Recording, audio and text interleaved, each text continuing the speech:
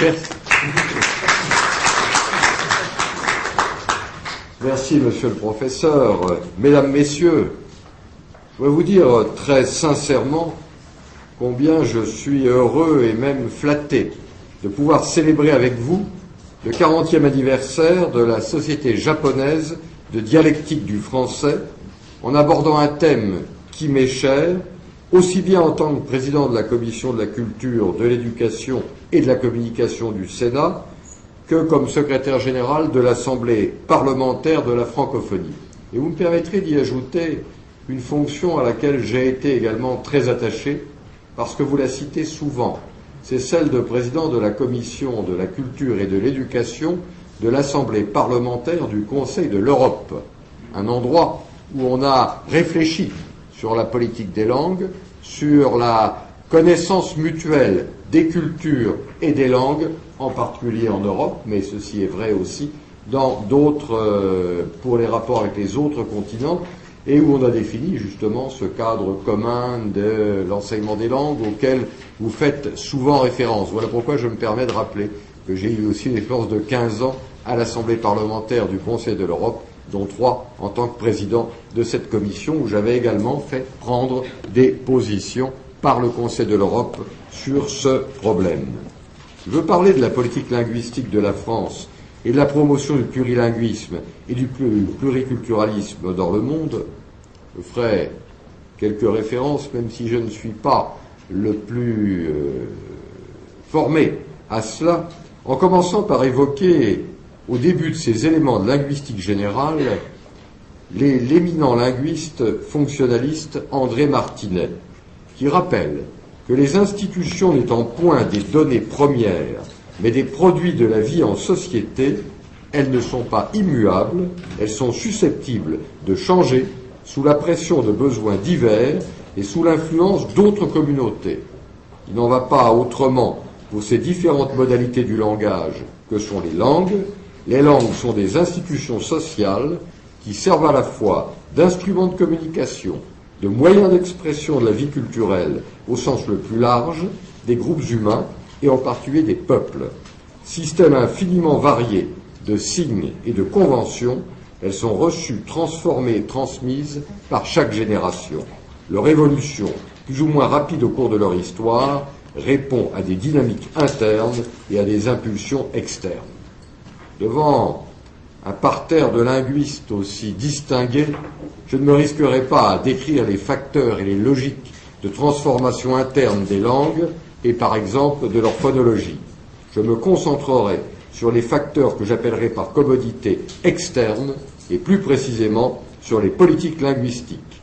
J'entends par là l'ensemble des interventions du pouvoir politique, quel que soit leur objectif et leur modalité, sur des langues parlées sur le territoire de l'État qu'il dirige, en prenant en compte les langues nationales, officielles, régionales et étrangères.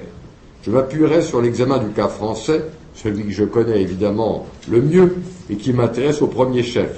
Cependant, considérant que tous les États ont agi au cours de leur histoire et continuent d'agir à des degrés divers dans le domaine linguistique, je ne m'interdirai pas les comparaisons internationales pour mettre en évidence certains éléments de singularité ou au contraire certains points de convergence. La légitimité et l'utilité linguistique sont attestés depuis fort longtemps. Il convient en effet de noter que la Constitution et le bon fonctionnement d'un État nécessitent bien souvent le choix d'une langue de l'administration et de la justice qui soit partagée par la plus large partie possible de la population. Le pouvoir politique se borne alors à reconnaître un statut particulier à une langue préexistante qu'il ne cherche pas à modifier. Les exemples en sont nombreux dès l'Antiquité. L'Empire byzantin a longtemps maintenu la fiction de poursuivre l'œuvre de l'Empire romain en gardant le latin comme idiome officiel.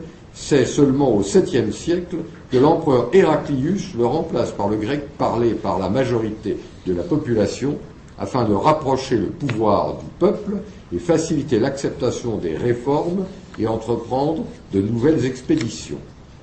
L'élévation de parler au rang de langues officielles est un geste symbolique très fort qui peut marquer l'affirmation de l'indépendance de la nation, le souci d'une réconciliation civile ou encore l'espoir d'une coopération internationale. Alors évidemment, je ne vais pas me priver de me reporter à l'exemple anglais. Édouard III d'Angleterre, en pleine guerre de 100 ans, cherche à exalter le sentiment national en lançant le mouvement de remplacement du français, déjà, par l'anglais en tant que langue du Parlement et des cours de justice. Plus près de nous, en 1950, l'Inde a choisi, parmi la multitude des langues qu'elle abrite, 2 langues fédérales officielles, l'anglais et le hindi. Ce choix éminemment politique marque une double volonté de poursuivre l'unification de l'espace indien engagé par l'ancien colonisateur et de célébrer l'indépendance retrouvée grâce au mouvement nationaliste.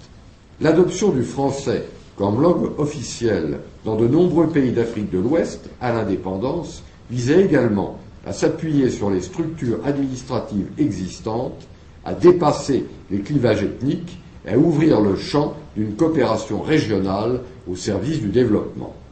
Les politiques linguistiques peuvent déborder le choix d'une langue officielle pour agir directement sur l'écriture ou sur le lexique et pour influer sur les usages sociaux. Cela passe par exemple par la fondation d'académies, de commissions chargées de veiller plus ou moins souplement à l'intégrité d'une langue. L'Académie française, fondée en 1635, a contribué à fixer la norme du français classique en s'appuyant sur les usages en vigueur dans les hôtels et les salons parisiens. Mais l'objectif est parfois plus large et plus ambitieux. Je pense par exemple à la Turquie de Mustafa Kemal, où la modernisation du pays se traduisit par un bouleversement de la langue turque elle-même, l'adoption de l'alphabet latin et la refonte du vocabulaire sur des racines autochtones. En Asie de l'Est, le cas coréen est aussi intéressant, puisque l'alphabet Hangul, substitué au caractère chinois, est créé par la volonté directe du roi Sejong au XVe siècle. Dans le meilleur des cas, l'intervention politique vise à l'élaboration d'une norme, d'un standard, à partir de plusieurs dialectes ou variantes, dans le but de diffuser l'alphabétisation, de démocratiser l'éducation, de contribuer au développement économique et humain du pays. Ces transformations bénéfiques peuvent aussi être douloureuses, puisqu'elles sont parfois accompagnées d'une volonté de rompre brutalement avec le passé et de délégitimer les élites traditionnelles. Dans le pire des cas, George Orwell nous l'a bien sûr rappelé dans son roman 1984, cette action aboutit à la constitution de novlangues artificielles imposées par la terreur pour justifier tout simplement une oppression. Enfin, les États interviennent au travers de leur politique éducative pour régler les modalités d'apprentissage de langues nationales, régionales ou étrangères. Dans les démocraties contemporaines, il s'agit de concilier 3 objectifs principaux. Assurer la maîtrise de la langue commune, héritage partagé entre les citoyens, respecter et faire vivre les identités locales, et enfin, faire l'expérience enrichissante de la diversité culturelle du monde. Permettez-moi, après cette description générale des principaux objectifs et leviers des politiques linguistiques, de retracer à grands traits l'histoire de la politique linguistique française. Je préciserai ensuite le cadre juridique actuel tel que l'a défini la Constitution de la Ve République dans sa version révisée en juillet 2008. En France, la France offre l'exemple d'un État dont l'unité, longtemps incertaine, s'est construite par la langue. 3 dates essentielles me semblent devoir servir de jalon, mais vous le savez, 1539, 1794, 1992. L'ordonnance de Villers-Cotterêts, éditée par le roi François Ier en août 1539, fait du français la langue de la vie administrative et de la justice du royaume, prenant ainsi la place non seulement du latin, mais pour certains actes de différentes langues parlées dans les provinces. Cette décision politique tendait manifestement à l'unification du royaume et à l'affirmation d'un pouvoir central fort et jetait les premières bases de l'harmonisation des droits locaux. À cette époque, le français est surtout la langue de la cour, la langue de Paris.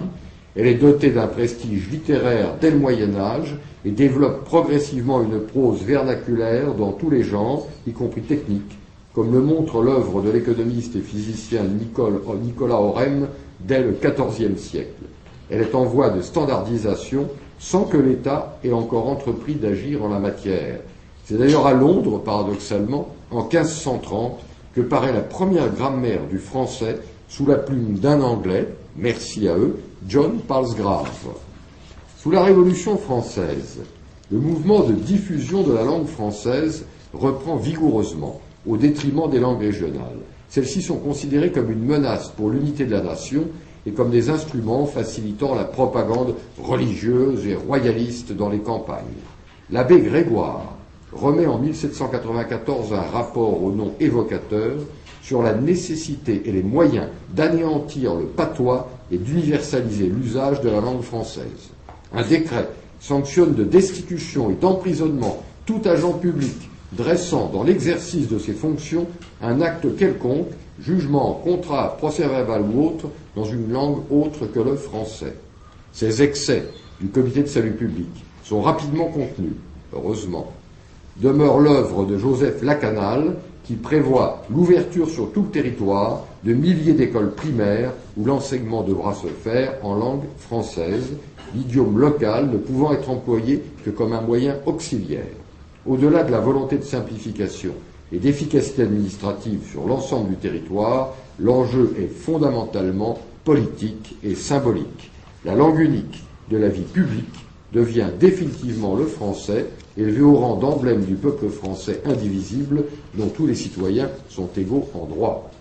Les républicains du XIXe et du XXe siècle perpétueront cette conception de la langue française, associée désormais aux Lumières, à la modernité, aux principes fondateurs du régime lui-même, égalité devant la loi de tous les citoyens, sans distinction, indivisibilité de la République, unicité du peuple français. Il faut pourtant attendre le 25 juin 1992 pour que le français, en tant que norme linguistique, se voit reconnaître une place au sommet de l'ordre juridique. L'article 2 de la Constitution de la Ve République prévoit depuis cette date que la langue de la République est le français. Il a fallu attendre 1992. Le contexte international a pesé sur cette décision. Ce n'était plus la concurrence des parlers et des identités régionales qui la motivait, mais l'approfondissement de la construction européenne et l'expansion accélérée de l'anglais. Il fallait en effet se ressaisir et signifier à nos partenaires que nous ne laisserions pas affaiblir la pluralité linguistique au sein de l'Union européenne au profit d'un unilinguisme anglophone. Donc voilà une réponse par la voie d'une modification de la Constitution. Les arrangements pratiques et les commodités administratives ne doivent pas flétrir l'esprit des institutions que les peuples européens ont bâti pour construire un avenir commun, pacifique et prospère. Comment imaginer d'ailleurs que les citoyens puissent adhérer à ce projet et y participer activement s'ils ne sont pas en mesure de se l'approprier dans la langue de leur pays? Comment respecter l'idéal de transparence démocratique si les processus de décision et le droit européen demeurent incompréhensibles aux citoyens? Ce combat pour le respect de la diversité linguistique dans le fonctionnement des institutions européennes, je faisais allusion à mon long passage au Conseil de l'Europe qui lui regroupe les 47 pays européens, pas seulement les 24 de l'Union européenne, mais l'ensemble des pays européens, y compris la Russie et les pays slaves. Ce combat pour le respect de la diversité linguistique dans le fonctionnement des institutions européennes est toujours d'actualité et sur ce combat, le Sénat français demeure mobilisé. La dernière révision de la Constitution, promulguée le 23 juillet 2008, a achevé de préciser le cadre juridique général réglant la politique linguistique. Au terme de débats parlementaires riches et passionnés, deux innovations majeures ont fait leur entrée dans notre loi fondamentale. D'une part, la promotion de la francophonie, à laquelle est fixé le but de développer la solidarité et la coopération entre les États et les peuples ayant le français en partage. C'est maintenant inscrit à l'article 87 de la Constitution. Je suis d'autant plus heureux de cette décision que j'ai été l'auteur de l'amendement qui l'a fait inscrire, et c'était ma troisième tentative, ce qui montre qu'il y a eu des débats nombreux. J'avais auparavant déjà essayé et échoué, car ça n'était peut-être pas le meilleur moment à l'occasion d'une révision de la Constitution. J'y qui agissait en commun avec un grand sénateur français, Maurice Schumann, qui fut membre de l'Académie française et un proche collaborateur du général de Gaulle. Finalement, ceci s'est fait à l'occasion de la dernière révision. J'ai porté cette proposition avec plusieurs de mes collègues sénateurs au cours du débat constitutionnel et ça avait été proposé à l'unanimité, cette fois-ci, par le Sénat. D'autre part, la reconnaissance des langues régionales comme partie intégrante du patrimoine de la France. Ça aussi, c'est important. J'ai indiqué que le français avait été porté par les hommes de la Révolution contre les langues régionales. Je crois qu'on ne peut pas, sauf à être d'une parfaite hypocrisie, revendiquer le pluralisme linguistique quand il s'agit de la place du français dans le monde et ne pas prendre en considération comme expression régionale de partie de la population française les langues régionales qui avaient souvent une grande histoire, qu'il s'agisse du breton, qu'il s'agisse du basque, qu'il s'agisse de l'alsacien, qu'il s'agisse des languedoc. Nous avions toute une histoire qui concernait une part importante du peuple français à travers également ces langues régionales, sans oublier les langues régionales du Nord, comme le picard de ma région, qui n'existe plus que par des textes du Moyen-Âge, mais qui est tout de même tout à fait intéressant. La France peut s'enorgueillir de détenir le patrimoine linguistique le plus riche d'Europe, grâce à la diversité des presque 80 langues pratiquées dans nos régions, et notamment outre-mer. Je voudrais dire aussi, pour être honnête, que l'essentiel de ces 80 langues nous est apporté par les langues des îles, des Antilles, et aussi par la Guyane, qui a dans ce domaine une diversité de langues amérindiennes assez extraordinaire. Monsieur North, délégué général à la langue française et aux langues de France, c'est son titre maintenant, et il est significatif, pourra vous en parler puisqu'il est là, qu'il sera là, pourra vous en parler beaucoup mieux que moi. Je ne peux les citer toutes, mais je mentionnais à l'instant le basque, le breton, le picard, l'occitan, le corse, je ne vais pas l'oublier, ainsi que le tahitien, le marquisien, les diverses écoles, les langues kanak et amérindiennes. Elles sont pour de nombreux citoyens français des vecteurs essentiels d'expression de leurs pensées et de leurs aspirations les plus intimes.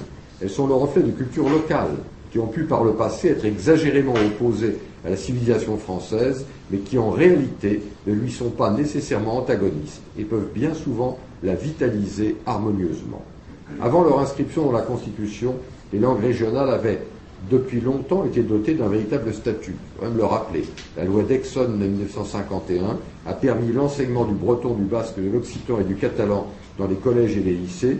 Cette possibilité est ensuite étendue à d'autres langues, de telle sorte, rappelons-le quand même, quand on dit que la France n'a pas respecté les langues locales, plus de 400 000 élèves en France actuellement reçoivent aujourd'hui un enseignement de langue régionale. Je crois qu'il faut quand même le rappeler, 400 000, ça n'est pas négligeable. Ces effectifs, en constante augmentation, ont été décuplés en 10 ans. Voilà quand même, si vous voulez, voilà des chiffres qu'il faut avoir à l'esprit, qu'on n'évoque pas toujours. Autre volet important de la politique linguistique, sur lequel se joue en partie la crédibilité du statut international du français, l'enseignement des langues étrangères. Monsieur le professeur, vous avez bien voulu rappeler les rapports que j'ai commis à ce sujet. Tous les écoliers de France reçoivent désormais, dès le primaire, un enseignement d'au moins une langue vivante étrangère. C'est l'aboutissement positif d'un processus graduel échelonné sur 10 ans. Cependant, le choix de faire assurer les cours de langue par les enseignants eux-mêmes a conduit à une distorsion préjudiciable en faveur de l'anglais, souvent la seule langue poursuivie à l'université par les futurs professeurs des écoles. Dès lors, il n'est pas étonnant que 90% des élèves de primaire apprennent l'anglais, parfois même contre le souhait des familles. Là, c'est une remarque que j'ai longtemps faite. Je suis un partisan déterminé de l'enseignement des langues étrangères le plus tôt possible. L'oreille des enfants est ainsi faite qu'on apprend plus facilement une langue étrangère si l'on commence tôt. Et c'est la thèse que soutient, je suis son disciple dans ce domaine, le professeur Agege, professeur au Collège de France et grand spécialiste de linguistique.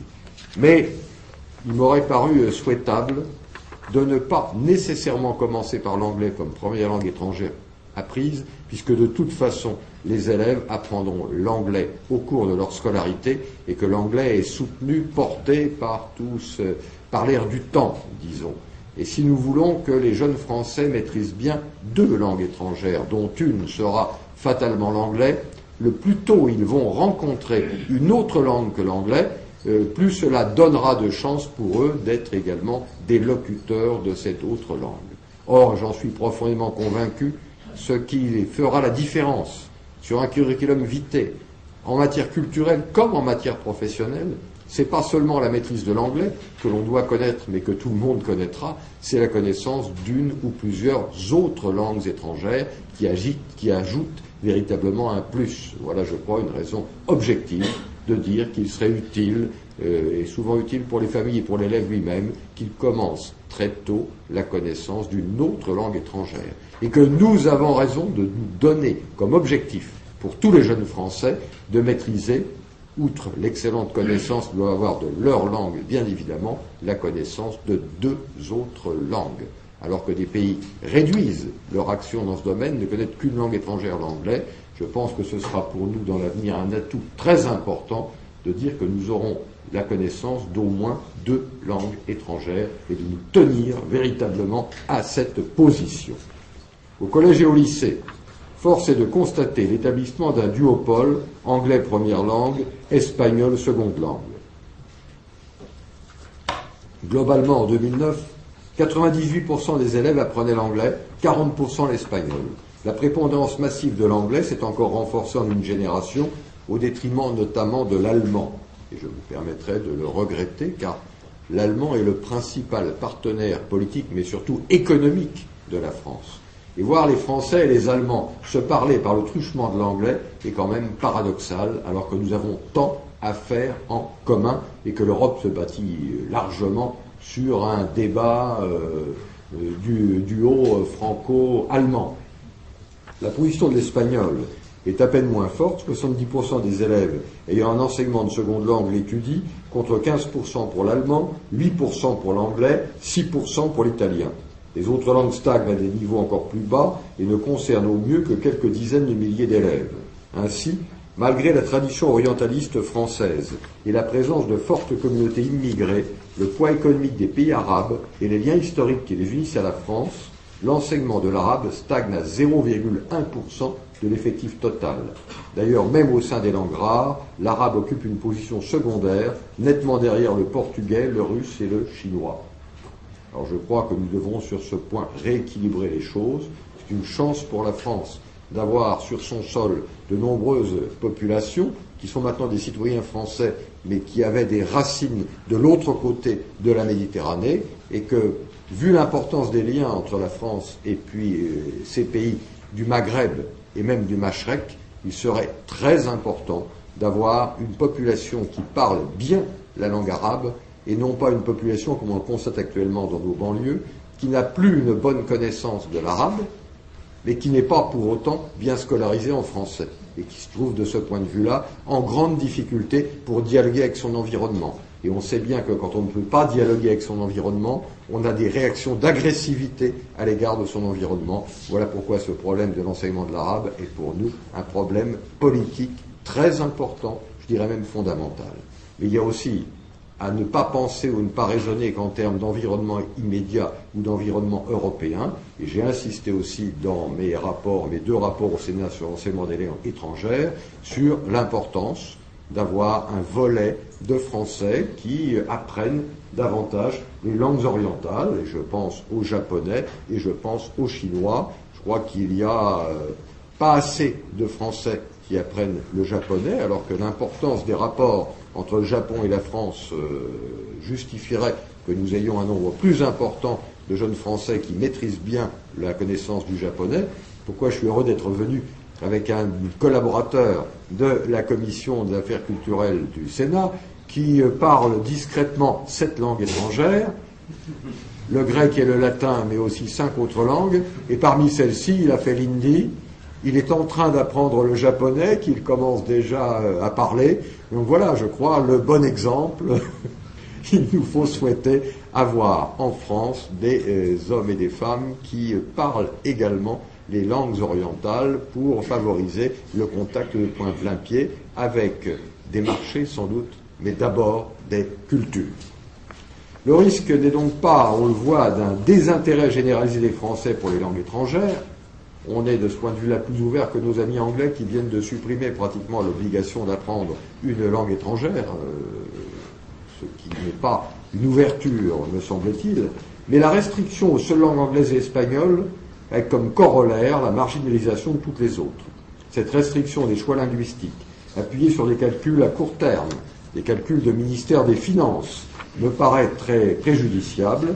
L'apprentissage des grandes langues de la planète donne l'accès non seulement à des cultures fécondes et originales, mais encore à des marchés et des opportunités d'emploi dans des pays en forte croissance. De plus, la maîtrise des langues de nos partenaires les plus proches, allemands bien sûr, mais aussi portugais, polonais, néerlandais, scandinaves, est essentielle pour forger un creuset européen commun. Enfin, il serait illusoire d'espérer faire rayonner la culture et la langue française dans le monde sans favoriser en France l'épanouissement d'autres langues et d'autres cultures. Un discours non hypocrite est un discours dans le domaine culturel fondé sur la réciprocité et donc l'égalité. Je crois qu'il faut l'affirmer fortement. C'est donc bien le défi de la diversification de l'enseignement des langues qu'il nous faut relever. La France pourrait encore donner aujourd'hui l'image d'un pays partisan du multilinguisme et du pluriculturalisme au niveau international, mais conservant une certaine méfiance à l'égard des langues régionales, je le disais, une certaine indifférence aux langues étrangères. Elle serait en somme, pour paraphraser du Bellay, trop exclusivement attachée à la seule défense et illustration de la langue française. Je crois qu'il convient de nuancer et de rectifier cette présentation. Le français occupe légitimement une place prééminente, fruit d'une volonté politique maintenue constante au milieu des vicissitudes de l'histoire, quels que soient les régimes. Cependant, ce trait ancien s'est progressivement tempéré, si bien que le monolinguisme affiché me paraît aujourd'hui masquer, d'une part, la reconnaissance croissante de la diversité culturelle au sein de la nation, d'autre part, les débats qui traversent notre société sur l'avenir du français comme langue internationale et le cap à tenir dans les remous de la mondialisation. Ce que j'appellerais volontiers une situation de plurilinguisme toléré n'est pas sans ambivalence. Il est certainement positif lorsqu'il vise à régler pacifiquement les vieilles querelles linguistiques et à embrasser tout l'espace francophone dans sa richesse. Il est plus inquiétant de remarquer combien il nourrit l'indifférence, voire justifie le remplacement insidieux du français par l'anglais dans les milieux économiques et le monde scientifique. La loi sur la langue française, la loi Toubon de 1994, que je connais bien pour en avoir été le rapporteur au Sénat, avait justement pour but de protéger les droits des salariés et des consommateurs à recevoir en français toutes les informations et les documents nécessaires à l'exercice de leur métier ou à leur vie quotidienne. Il paraît aujourd'hui plus que jamais essentiel de préserver en France le droit pour chaque citoyen de s'exprimer, de s'informer, de travailler et de créer dans la langue commune le français. Malheureusement, ce droit est de plus en plus remis en cause dans les grandes entreprises, même lorsque leur siège est à Paris, dans le monde de la recherche scientifique et désormais dans l'enseignement supérieur.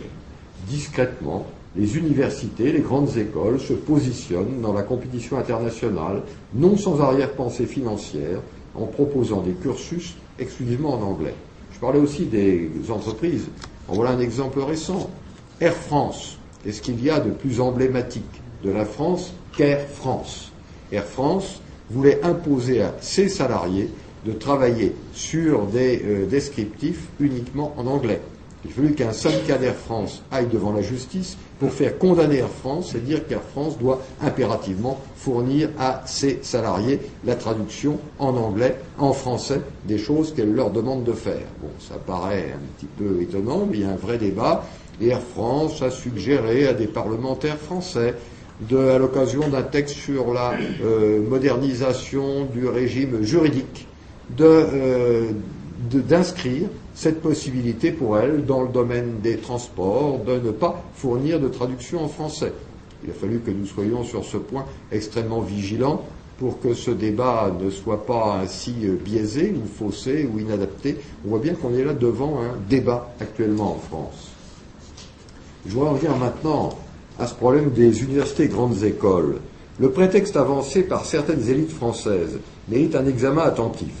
Il s'agirait d'intégrer le mainstream, de s'abandonner au courant dominant de la mondialisation. Il y a un livre qui vient d'ailleurs écrit par un ancien agent culturel français à New York, un conseiller culturel français à New York, qui s'appelle Mainstream, et qui plaide cette position dans l'espoir obscur d'influencer la culture américaine de l'intérieur. Ceci revient à accepter délibérément le renforcement de la position déjà hypercentrale de l'anglais au sein du marché des langues, pour reprendre l'analyse critique du linguiste Louis-Jean Calvet, avec qui j'ai souvent dialogué. Si ce n'est celle de l'anglais en voie de fragmentation, en tout cas celle d'un sous-idiome, comme le fameux globish déterritorialisé, qui nierait l'intérêt et même la nécessité de maîtriser l'anglais dans le monde contemporain. C'est un constat banal dont on veut fallacieusement conclure à la nécessité d'adopter définitivement l'anglais comme langue internationale unique. Je passe sur les constructions idéologiques extravagantes faisant de l'anglais une langue prédestinée par sa nature même à réunir les peuples maudits de l'antique Babel. Je ne vois pas de raison sérieuse de le faire à partir de la seule culture anglo-saxonne, qui n'est pas le creuset des progrès futurs de l'humanité ou l'interface idéale du dialogue entre les cultures. L'usage d'une langue, moi j'ai toujours ça à l'esprit, est toujours le produit de rapports de force, comme aimait à le rappeler Boutros Ghali, l'ancien secrétaire général des Nations Unies. Accepter l'emploi uniforme de l'anglais comme langue des affaires, c'est admettre progressivement les normes et les raisonnements juridiques de la tradition anglo-saxonne. Il me semble pourtant plus profitable de maintenir vivante l'interaction entre la common law et le droit romano-germanique, dont le code civil japonais de 1896 est lui-même un bel exemple. Approuver l'utilisation du seul anglais comme langue de publication scientifique, c'est se résigner à renforcer l'attraction des instituts de recherche américains. Se résoudre à l'affaiblissement du français, y compris en France même, serait donc une faute qui nous cantonnerait dans un statut politique et économique périphérique. À quoi sert l'exaltation de la francophonie et du multilatéralisme si l'on se prive, à pas feutrer et sans l'avouer, des moyens d'atteindre ces beaux objectifs? Je me souviens encore de l'avertissement du président Georges Pompidou. Si nous reculons sur le français, nous serons emportés. J'aime oublier cette formule. Je voudrais prendre un exemple récent. Il y a cette semaine, j'auditionnais la ministre française de l'enseignement supérieur, qui a entrepris un remarquable travail de modernisation de notre université en poussant à l'autonomie des universités, en obtenant des crédits très importants dans ce contexte budgétaire très difficile. Le gouvernement français fait un gros effort pour l'enseignement supérieur actuellement, incontestablement. Mais j'ai dû lui demander de préciser sa position, car devant l'exposé qu'elle vient de nous faire, et Dieu sait que je soutiens énergiquement sa position de modernisation de notre enseignement supérieur et d'accroissement des crédits, elle a eu une formule qui m'a alarmé. Elle a parlé de l'introduction de filières anglophones dans l'enseignement supérieur. Et là, je lui ai rappelé, je crois qu'il faut être très précis là-dessus, que la langue de la République étant, la langue de l'enseignement étant le français, on ne peut pas parler de filières, sans débat, de filières anglophones dans l'enseignement supérieur, sauf à rappeler que ces filières peuvent être créées si elles s'adressent uniquement à des étudiants étrangers anglophones, auquel cas on ne va pas les contraindre pour venir en France à passer obligatoirement par un français qui ne maîtriserait pas. Dans ce domaine, la loi le permet déjà. Que l'enseignement supérieur français réclame de tous ses étudiants une bonne connaissance de l'anglais me paraît aller de soi, même si je souhaite qu'il y ait à côté de la connaissance de l'anglais la connaissance d'au moins une autre langue étrangère, que certains cours soient faits en anglais si c'est une des façons d'améliorer la connaissance de l'anglais pour les étudiants. Pourquoi pas? Par contre, créer une filière intégralement anglophone pour les étudiants français ou francophones serait à ce moment-là, à mon avis, une faute et une faute grave. Madame la ministre, après cette remarque, a tenu à préciser les choses et à dire qu'en effet, elle s'était mal exprimée, qu'il ne fallait pas entendre par filière anglophone une filière où l'intégralité des cours destinés à des Français ou francophones serait fait en anglais, mais simplement une filière où l'on veille à ce que les étudiants aient aussi une bonne maîtrise de l'anglais, y compris à ce que certains cours soient dispensés en anglais comme moyen d'apprentissage de l'anglais scientifique ou technique. Ceci peut s'accepter. Par contre, une filière, encore qu'en France, l'université diffuserait des cours intégralement en langue anglaise et uniquement en langue anglaise, serait, je crois, une grave faute, et une grave faute, y compris à l'égard de la francophonie tout entière. Pourquoi les Africains ont-ils fait le choix de la langue française? Ils l'ont fait comme choix d'une langue d'accès à la modernité. Pourquoi, à ce moment-là, irait-il passer par le français si l'anglais est une autre porte d'accès à la modernité et qu'ils peuvent éviter de passer par le français? Alors, je crois qu'on a, au sommet de Montreux, où je me trouvais il y a 10 jours, on a beaucoup exalté le développement rapide actuellement du français en Afrique. Mais ce développement ne se maintiendra que si, en France et en Europe, le français continue à avoir un poids certain et si on évite des erreurs comme celle-là. Voilà très stratégiquement et très simplement, me semble-t-il, ce qu'il faut rappeler sur ce point. Ce qui vaut pour le français touche aussi pour les langues majeures du système international. Espagnol, portugais, russe, japonais, chinois, hindi, arabe, ces langues centrales se sont déployées dans tous les registres de la vie publique, des affaires, de la recherche, de la création. Elles sont les piliers du pluriculturalisme et du multilatéralisme défendus dans la Convention de l'UNESCO sur la protection et la promotion de la diversité des expressions culturelles signée en 2005. Aucune d'entre elles n'a vocation à renoncer à son statut pour se replier dans la seule intimité du quotidien. Laissez-moi conclure en évoquant 2 épisodes du Pantagruel de François Rabelais qui résument en quelque sorte mon propos. Le premier est celui, fameux, de l'écolier limousin noyant ses interlocuteurs sous un pseudo-latin obscur et qui finit châtié pour son dédain pour l'usance commun de parler. Aujourd'hui encore, il faut continuer à défendre contre les jargons prétentieux et les sabirs à la mode la valeur du français, langue commune, reçue en partage par tous les citoyens et garant essentiel de la cohésion de la République. Le second épisode que j'aimerais vous rappeler, c'est celui de la rencontre avec Panurge. Avant d'utiliser le français, ce dernier s'adresse aux compagnons de Pantagruel en un nombre incroyable de langues, des plus courantes pour l'époque, l'italien, l'espagnol, l'anglais, aux plus exotiques, l'écossais, pour l'époque, l'écossais, le basque, l'hébreu, y compris des dialectes imaginaires.